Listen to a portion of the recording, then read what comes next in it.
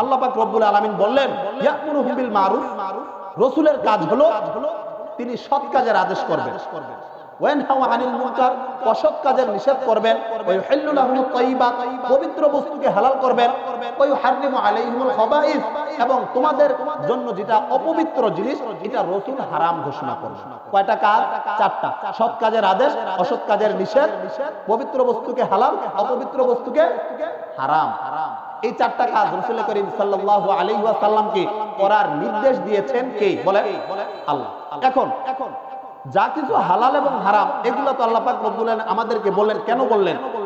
এগুলা বলার একটা কারণ আছে। কারণ হলো মুসা নবীর জামানায় বনী ইসরাইলরা তাদের মন গড়া কিছু জিনিসকে তাদের উপর হালাল বানিয়ে নিয়েছিলেন এবং কিছু জিনিসকে তাদের উপর হারাম বানিয়ে নিয়েছিলেন। যেমন গরু জবেহ করার পর গরুর একটা অংশ আছে যেটাকে আমরা বট বলে চিনি কি চিনি না, এটা আমাদের জন্য খাওয়া হালাল না হারাম? হালাল। এটা কি হালাল, কিন্তু ওই বনী ইসরাইলের লোকেরা এটা তাদের জন্য হারাম ঘোষণা করেছিলেন। তাদের মন গড়া, এটা আল্লাহর হুকুম ছিল না। তখন আল্লাহ পাক রব্বুল আলামিনের হাবিবকে বললেন আপনি বলেন যে এই জিনিসগুলো খাওয়া হালাল। তখন তাদের উপর মদ খাওয়া হালাল ঘোষণা করেছিলেন। রাসূল এসে বললেন যে না, মদ খাওয়া হারাম। জুয়া খেলা তাদের জন্য হালাল ছিল, হালাল ঘোষণা করেছিলেন, কিন্তু তাদের জন্য জুয়া খেলা কি ছিল? হারাম। এই কারণে সংক্ষেপে 2 মিনিটে আমি শেষ করে দেব ইনশাআল্লাহ। এই জায়গার ভিতরে রাসূল করিম সাল্লাল্লাহু আলাইহি ওয়াসাল্লামের একটা হাদিসের ভিতরে আছে, তাবুক যুদ্ধের সময় রাসূল করিম সাল্লাল্লাহু আলাইহি ওয়াসাল্লাম তাহাজ্জুদের নামাজ আদায় করতেছিলেন। কিসের নামাজ? তাহাজ্জুদের নামাজ আদায় করতেছিলেন এবং নামাজের ভিতরে আল্লাহ পাক রব্বুল আলামিন রাসূল করিম সাল্লাল্লাহু আলাইহি ওয়াসাল্লামকে 5টা গুণাবলী দিয়েছেন। বলেন সুবহানাল্লাহ।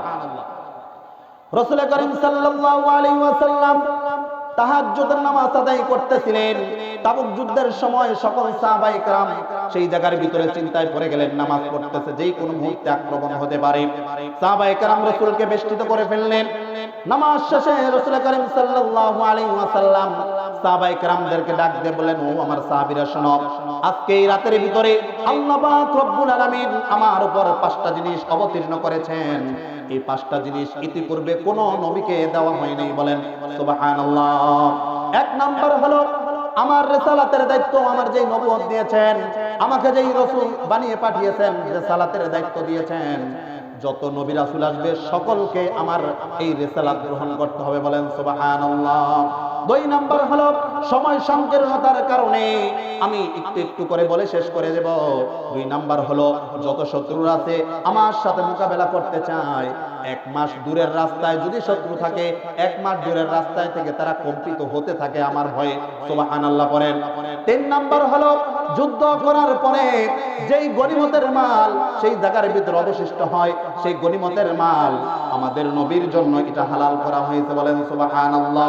3 নাম্বার হলো আমাদের জন্য, আমাদের নবীর জন্য এই জমিনকে, পুরা জমিনটাকে মসজিদ হিসেবে ঘোষণা করা হয়েছে। আমরা যেই জায়গায় সেজদা দিই সেই জায়গায় নামাজ হবে কি হবে না? মাঠে যদি সেজদা দিই নামাজ হবে না?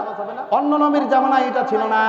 মসজিদ ছিল, উপাসনালয় ছিল, সেই জায়গার ভিতরে নামাজ নির্দিষ্টভাবে আদায় করতে হতো, কিন্তু চোখে নামাজ পড়লে হতো না, মাঠে নামাজ পড়লে হতো না। আমাদেরটা হয় না, হয় না। আমাদের পুরো জমিনটাই কি মসজিদ হিসেবে আল্লাহ ঘোষণা করে দিয়েছেন। 4 নাম্বার হলো আল্লাহ পাক রব্বুল আলামিন রাসূল করিম সাল্লাল্লাহু আলাইহি ওয়াসাল্লামকে একটা দোয়া করার জন্য দিয়েছিলেন, যেই দোয়াটা সমস্ত আম্বিয়ায়ে কেরাম দুনিয়াতে থাকতে করেছেন, কিন্তু আমার নবী, বিশ্ব নবী, রহমতের নবী, দয়ার নবী, মায়ার নবী দুনিয়াতে দোয়াটা করেন নাই। এই দোয়াটা রেখে দিয়েছেন আখিরাতের জন্য।